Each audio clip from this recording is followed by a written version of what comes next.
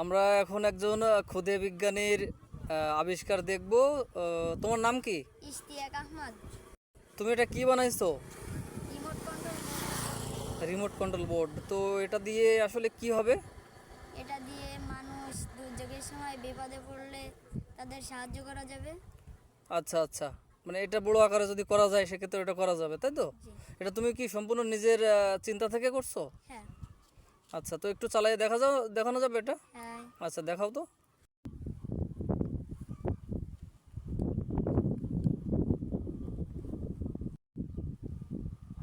ও, সুন্দর সুন্দর। আচ্ছা ইসতিয়াক, তুমি কোন ক্লাসে পড়ো? চতুর্থ শ্রেণী।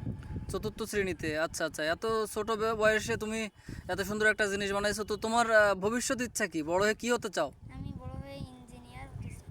আচ্ছা, তোমার ইচ্ছা পূরণ হোক, আমরা সেই কামনা করি। তুমি তো চেষ্টা চালিয়ে যাও আর ভালোভাবে পড়াশোনা করো, ঠিক আছে?